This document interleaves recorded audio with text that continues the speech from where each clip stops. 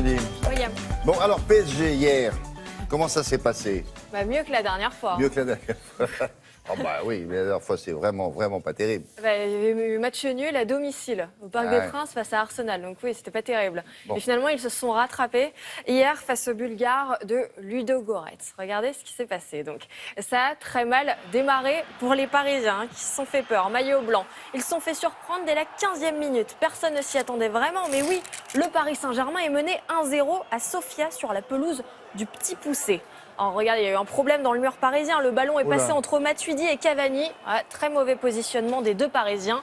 Et heureusement, ces deux-là vont se rattraper par la suite. Tout est pardonné d'abord pour Blaise Matuidi. Égalisation juste avant la pause. Au retour des vestiaires, Edinson Cavani se rattrape lui aussi.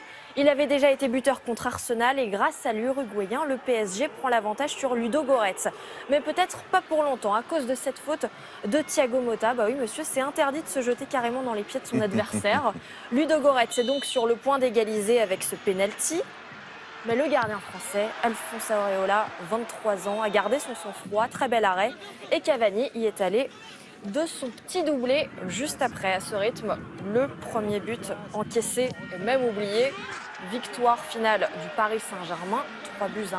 Ça va mieux pour Paris. Le match le plus fou de la soirée était au Celtic Park de Glasgow, en Écosse. Le Celtic Glasgow, en vert et blanc, a marqué 3 fois et Manchester City lui a répondu 3 fois.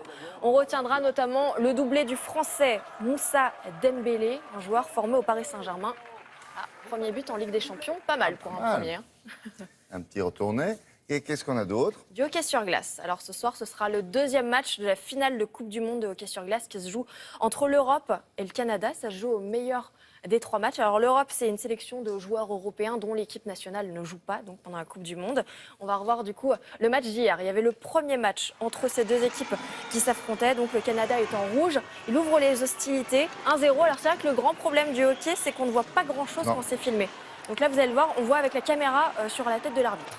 Ça, c'est la caméra sur la tête, ça? Oui, sur le casque de l'arbitre. C'est bien ça. Oui, c'est pas mal, hein, c'est mieux. Comme ça, et ça nous permet de montrer des images. Ils ont dû essayer de mettre des palais multicolores, scintillants, je sais pas moi. On va essayer de, je pense qu'on va essayer de s'améliorer par la suite. Et déjà, c'est déjà bien d'avoir une caméra sur la tête de l'arbitre. Donc la réaction de l'Europe après, Thomas Tatar réduit l'écart. Et en fait, le Canada s'impose. Le 3e et dernier but, le voici, victoire 3-1 du Canada. Et le deuxième match, ce sera donc ce soir. Et ce sera pas... Oui. Il faut les voir au ralenti. Ouais, c'est mieux de les voir au ralenti, oui. Exactement. Et donc, deuxième match ce soir.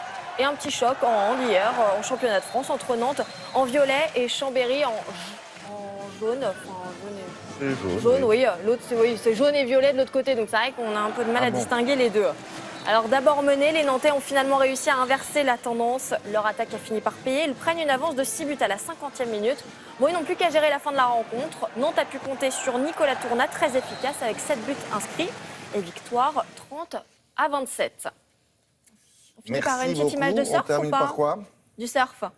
Voilà, du côté du Portugal, regardez, c'était 100% féminin. En ce moment, après 2 jours off, la 8e manche du circuit pro féminin a repris à Cascais au Portugal. Et une très bonne nouvelle côté tricolore, la jeune française en rose, Johanne Defay, est qualifiée pour les quarts de finale. Elle est réunionnaise, elle a surclassé l'américaine Laura Enever après avoir trouvé une belle vague. Elle est donc qualifiée pour les quarts. Mais là, ça va. Là. Et elle affrontera une redoutable hawaïenne. Tatiana Weston Webb, qui est 4e mondiale. Voilà, on lui souhaite bonne chance.